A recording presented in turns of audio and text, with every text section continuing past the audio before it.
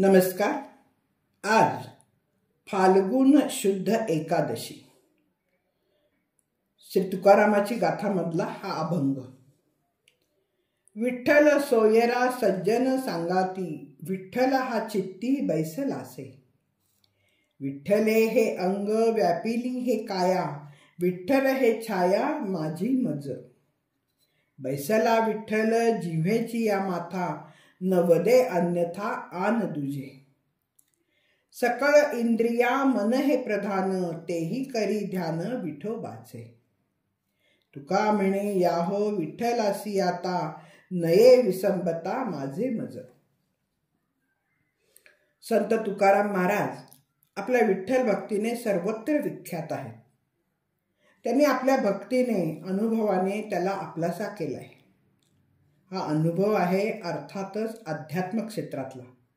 उत्कट श्रद्धा आणि शुद्ध भूमिका घेऊन तुकाराम विश्वरूपी विठ्ठलाला सर्वत्र पाहतात. त्याच्या दर्शनाचा, अनुभूतीच्या आनंदाचा ठसा त्यांच्या या अभंगावर आहे. त्यांचे बोल वरचेवर नसून ते प्रत्यक्ष अनुभवावर अवलंबून आहेत. सर्व अंग व्यापून राहिलेला विठ्ठल अनुभवणे हा ज्ञानाचाच भाग मानला पाहिजे. सर्व विश्वात अंतर्बाह्य तोच तर भरून उरलाय. ही मुळात त्यांची विठ्ठलाविषयीची अनन्य निष्ठाच इथे सर्वांच्यात विठ्ठलच आहे असा विश्वास निर्माण करायला कारणीभूत ठरते. एका ठिकाणी ते म्हणतात, विठ्ठल विस्तारला जनी, सप्तही पाताळे भरुनी. असा हा विठ्ठल मनी मानसी बसला असून तो जीवाचा जिव्हाळा झाला आहे. कृपेचा कोळा आहे, प्रेमाचा पुतळा आहे. तुकाराम महाराज साक्षात्कारी पुरुष होते.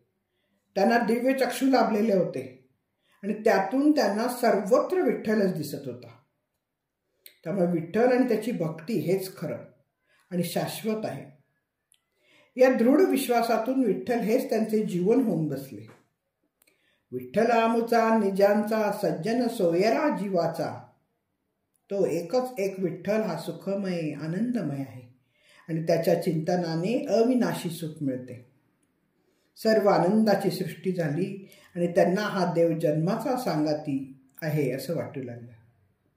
त्यातूनच भावविवश होऊन तुकाराम महाराज म्हणतात, श्री विठ्ठल हाच माझा आवडता सहृद सोयरा असून त्या सज्जनाचीच मला सतत संगती लाभली आहे. तोच माझ्या चित्तात ठाण मांडून बसलाय. या विठ्ठलानेच माझे सर्व अंग आणि माझी काया पार व्यापून टाकली आहे. माझी छायाही आता मला विठ्ठलच भासू लागली. माझ्या जिभेच्या टोकावर विठ्ठलच आहे. तिच्याने एका विठ्ठलाविषयी कोणाचेही नाव घेतले जात नाही. अन्यही काहीही बोलत नाही. बाकीचे इंद्रियही विठ्ठल रूपच झाली आहेत. डोळे फक्त विठ्ठलाला पाहतात. कान विठ्ठलाचेच नाम ऐकतात. सर्व इंद्रियांच्या मध्ये सर्वश्रेष्ठ असलेले मन ते तर एका विठ्ठलाचेच ध्यान करीत असते. अंतःकरण व्यापून टाकल्याने विठ्ठलाने अन्य गोष्टी न व्हाव्यात अशीच योजना जणू केली आहे.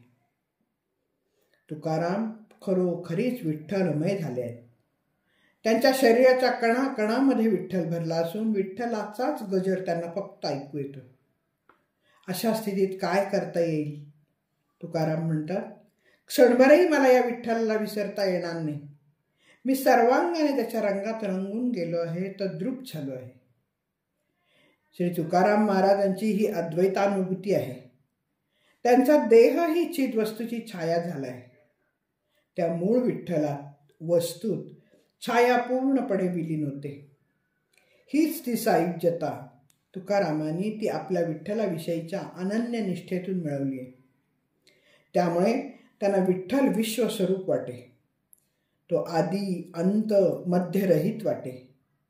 त्यामुळे विठ्ठलाशिवाय विश्वातील सर्व ब्रह्मज्ञानही त्यांना तुच्छ वाटे.